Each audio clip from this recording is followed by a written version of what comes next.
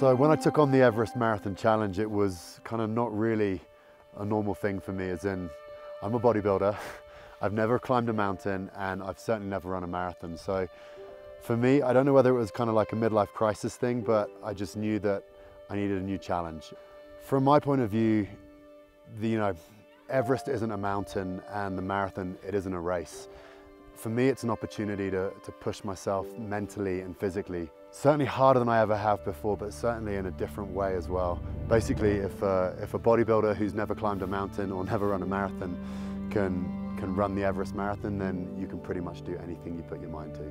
So one of the other reasons why I wanted to run the Everest Marathon is to try and have a positive impact in the people's lives and some of the people's lives here in Nepal. So I did some research, and being a new dad myself, it seemed like a really good fit to try and raise some money for some of the children here in Nepal that had been not only affected by the earthquake a few years ago, but also some of the guys that haven't had such a great start in life. As I said, being a father to a young boy, it's fairly heartbreaking to see some kids in parts of the world that maybe haven't had quite as good a start in life as my son had. And I saw this as an opportunity to really kind of reach out, be a change for good, and have a real positive impact in the lives of some young Nepali children.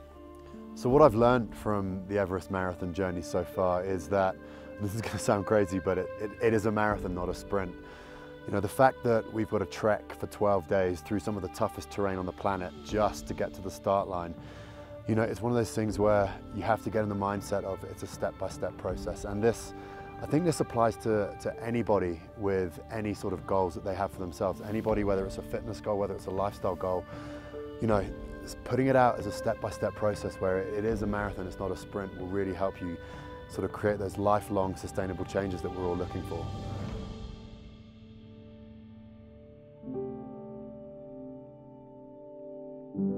So that was one of the hardest things I've ever done. My first marathon, my first trekking, the longest I've been away from home in a long time, but one of the best experiences, one emotional experiences I've ever had. So thoroughly recommend it if you fancy doing something to really push yourself mentally and physically further than you ever have been before. Get involved with the Everest Marathon.